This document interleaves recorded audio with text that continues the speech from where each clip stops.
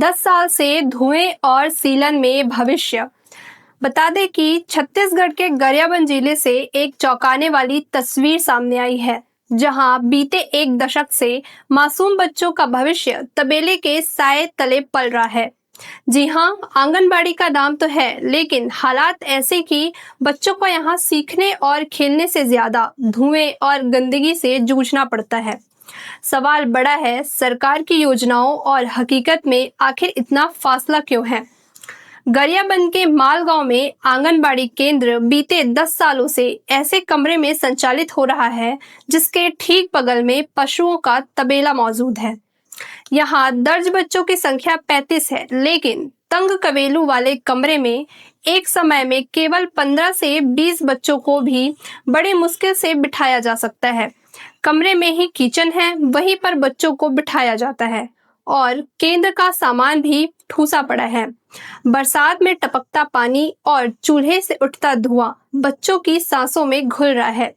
नतीजा ये कि बच्चों को आंगनबाड़ी और तबेले का फर्क तक साफ नजर नहीं आता और कई बार वे सीधे पशुओं के बीच जाकर बैठ जाते हैं। चौंकाने वाली बात यह है कि ऐसी हालत सिर्फ मालगांव तक ही सीमित नहीं है।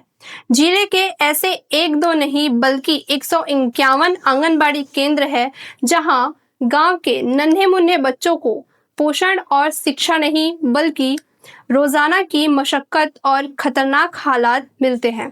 अब बड़ा सवाल यही है कि जिन बच्चों के भविष्य को मजबूत करने की बात सरकार करती है, उन्हीं बच्चों के नन्हे सपनों पर आखिर ये कैसी लापरवाही है?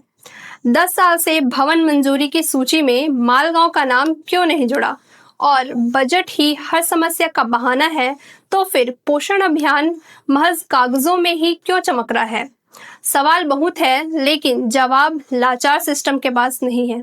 यहाँ स्कूल के बहुत ज़रूरी है आंगनबाड़ी का, और छोटे छोटे बच्चे हैं वहाँ यहीं पे खाना बना रहे हैं। धूल और धूप है, यहाँ पे धुआं का बहुत तकलीफ है और छोटे छोटे बच्चे हैं, धुआं से इन्फेक्शन हो सकते हैं। तो मैं शासन से यही अनुरोध करती हूँ कि यहाँ पे आंगनबाड़ी केंद्र बनाने की अनुरोध करें। मेरा बहुत समस्या सर, 10 वर्ष हो गई यहाँ आंगनबाड़ी चलाते, किराए से चलाती हूँ। और मेरे बच्चे तो बहुत है, 40 बच्चे थे पहले, अभी कम हो गए, 35 है मेरे बच्चे।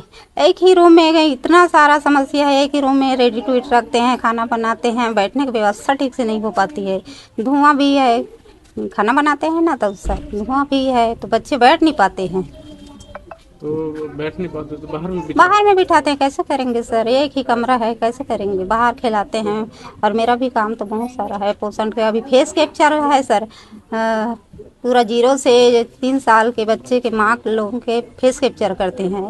पुराना आंगनबाड़ी वो टूटे के बाद में ना, अब ये प्राइवेट मकान में किराए में 10 साल हो गए। अब आवेदन दे तो बहुत हो गए। अब बरसात के दिन में लड़का मन यहाँ गुजर नहीं सकते है। कलेक्टर ऑफिस में देवा है, महिला बाल विकास खंड में, जिला पंचायत में सुनाई नहीं हो पाते।